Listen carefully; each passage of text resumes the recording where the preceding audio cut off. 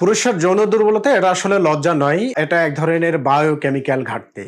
আজ আপনাদেরকে বলবো এমন ৮টি গোপন ভিটামিনের কথা যেগুলো না থাকলে টেস্টোস্টেরন কমে, স্পাম দুর্বল হয় এবং আমাদের যে সেক্স পারফরম্যান্স সেটা ডাউন হতে থাকে।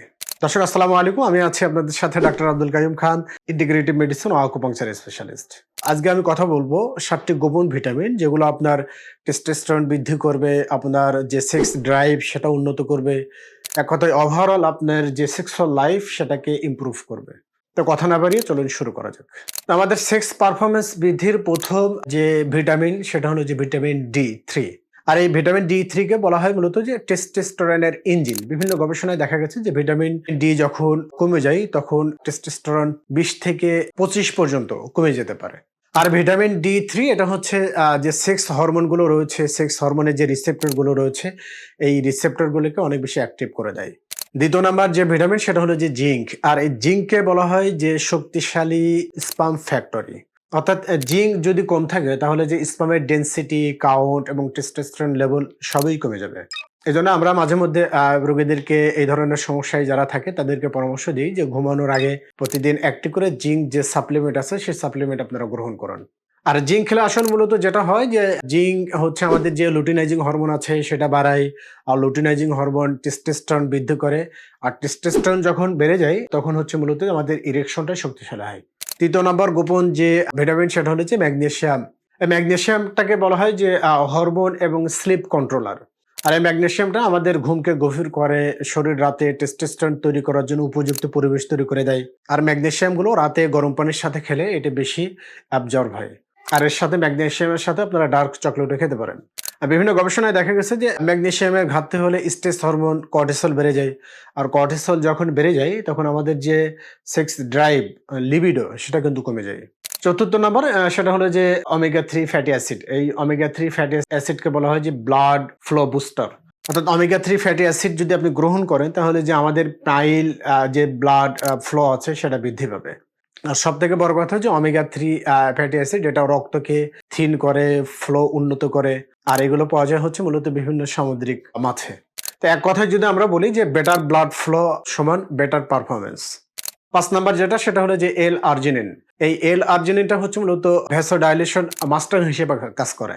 এল-আর্জিনিন এটা হচ্ছে নাইট্রিক অক্সাইড তৈরি করে। আর নাইট্রিক অক্সাইড হচ্ছে আমাদের যে রক্তনালী আছে সেটাকে প্রসারিত করে। আমাদের নাইল যে ব্লাড যে রক্তনালীগুলো আছে এই রক্তনালীগুলো যখন প্রসারিত হয় তখন ইরেকশনটাও শক্তিশালী হয়। তো অনেক সময় দেখা যায় যে এই এল-আর্জিনিন এটা হচ্ছে যে প্রাকৃতিকভাবে ভায়াগ্রার মতোই কাজ করে। তবে এল-আর্জিনিন সেবন করার ক্ষেত্রে আমরা সবসময় একটা কথা বলি যে যাদের লো ব্লাড প্রেশার আছে বা হার্টের কোনো সমস্যা আছে সেই সকল রোগীরা এই এল-আর্জিনিন সেবন করার ক্ষেত্রে অবশ্যই কোনো না কোনো ডক্টরের পরামর্শ নিয়ে খাবেন। ৬ নাম্বার যেটা আছে সেটা হলো যে ভিটামিন বি কমপ্লেক্স। আর ভিটামিন বি কমপ্লেক্সে বলা হয় যে নার্ভ পাওয়ার এবং মুড স্টেবিলাইজার।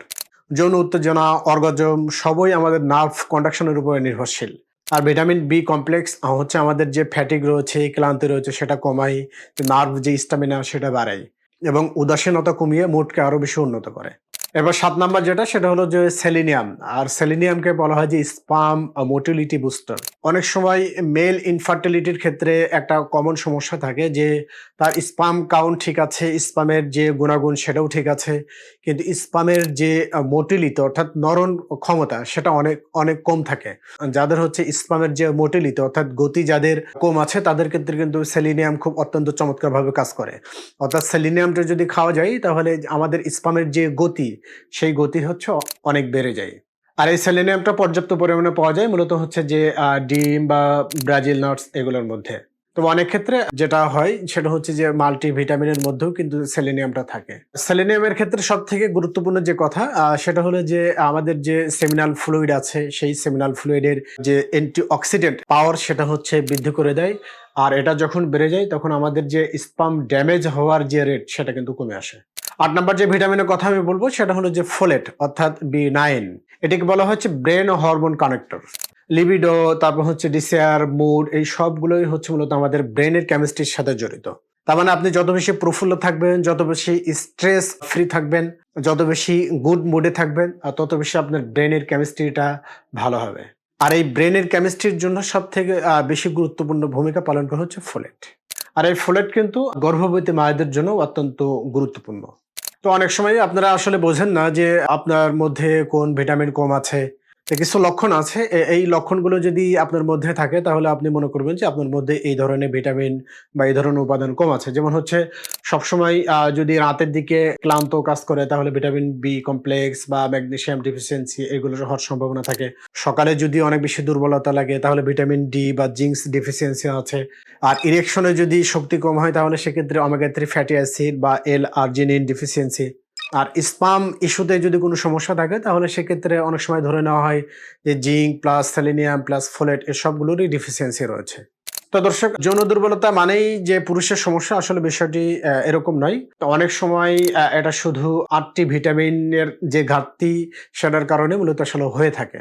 তো আপনাদের যাদের এই ধরনের যৌন দুর্বলতাগুলো আছে তারা একজন ডক্টরের পরামর্শ নিয়ে এই ভিটামিনগুলো আপনারা সেবন করতে পারেন। তো দর্শক, আজকের মতো এখানে বিদায় নিচ্ছি। পরবর্তী ভিডিও দেখার অনুরোধ রইল। সে পর্যন্ত সবাই ভালো থাকবেন, সুস্থ থাকবেন। আল্লাহ হাফেজ।